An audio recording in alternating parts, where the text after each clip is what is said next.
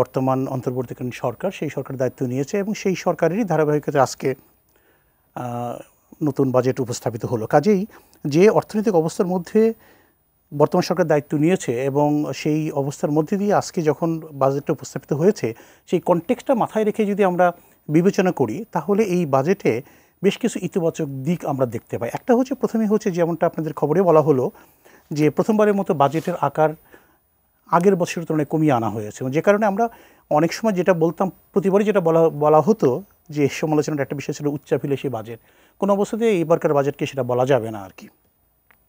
এখানে বাজেটের আকার কমিয়ে আনা হয়েছে এবং অ্যানুয়াল ডেভেলপমেন্ট প্রোগ্রাম যেটা সেটার আকারও কিন্তু কমিয়ে আনা হয়েছে এবং সেই জায়গায় যিনি পরিকল্পনা মন্ত্রণালয়ের দায়িত্বে আছেন মাননীয় উপদেষ্টা, তিনি প্রজেক্ট সিলেকশনের ক্ষেত্রে যথেষ্ট সচেতন থেকেছেন এবং সেই ক্ষেত্রে যে প্রকল্পগুলো যেখানে হয়তো অতিরিক্ত বরাদ্দ এবং সেখানে হয়তো বরাদ্দ ব্যয়ের ক্ষেত্রেও নানান ধরনের অভিযোগ ছিল সেই জিনিসগুলোকে কাটছাট করে সীমিত পরিসরে নিয়ে আসার চেষ্টা করেছে এবং সেই কারণে আমরা দেখতে পাচ্ছি বার্ষিক উন্নয়ন কর্মসূচির আকারটাও আগের তুলনায় কমে এসছে। কাজে একটা হচ্ছে বাজেটের আকার কম, অ্যানুয়াল ডেভেলপমেন্ট প্রোগ্রাম সেটার আকারটা কমিয়ে নিয়ে আসা হয়েছে এবং তারপরে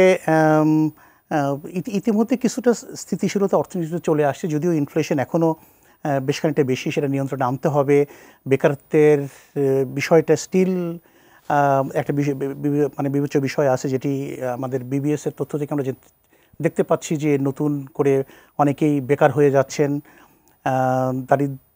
দরিদ্র মানুষের সংখ্যাও বেড়ে যাচ্ছে আর কি। কাজেই অর্থনীতি কিছুটা স্থিতিশীলতার দিকে এসছে, কিন্তু এখনও অনেক কিছু করার আছে। সেই একটা বাস্তবতায় যে বাজেটটা উপস্থাপিত হলো আকারটা কমিয়ে নিয়ে আসা হয়েছে, সেটা একটা ইতিবাচক দিক। এডিপি কমিয়ে নিয়ে আসা হচ্ছে, সেটা হচ্ছে ইতিবাচক দিক।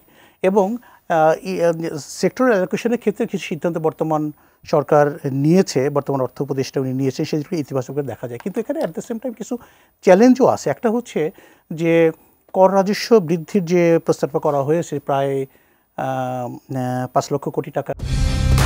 কালার এক্সপার্ট, জর্জ স্যাপ এবং মাইল্ড অন হ্যান্ডস টেকনোলজি সমৃদ্ধ অরিক্স ক্রিস্টাল ওয়াশ আপনার লন্ড্রি এক্সপার্ট।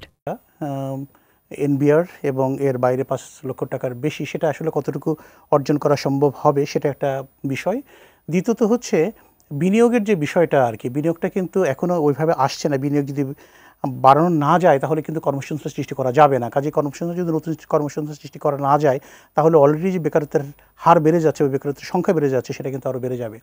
এবং থার্ড হচ্ছে মূল্যস্ফীতির কথাটা যদি বলি, মূল্যস্ফীতিটাও নিয়ন্ত্রণে আনার আশাবাদ ব্যক্ত করা হয়েছে, কিন্তু সেটা কতগুলো আনা যাবে সেটা অনেক কিছু নির্ভর করে। কিন্তু সামগ্রিকভাবে যে বিষয়টা আমি বলতে চাই যে একটা হচ্ছে একটা অ্যাডভার্স সিচুয়েশনের মধ্যে এখন কিছুটা ব্যাংকিং শৃঙ্খলা ফিরিয়ে আনা হয়েছে, রিজার্ভটাও একটা আপওয়ার্ড ট্রেন্ডে চলে যাচ্ছে, এগুলো ইতিবাচক দিক। অ্যাট দ্য সেম টাইম যে বিষয়টা আমি হয়তো পরে আবার আসবো সেটা হচ্ছে যে সব কিছু নির্ভর করে সামগ্রিকভাবে রাজনৈতিক রাজনীতিটা কোন জায়গায় যাচ্ছে এবং সেই স্থিতিশীলতা নির্ভর করবে আমাদের এই বাজেট বাস্তবায়ন, বাজেটের ইম্প্যাক্ট আমরা কী পাই।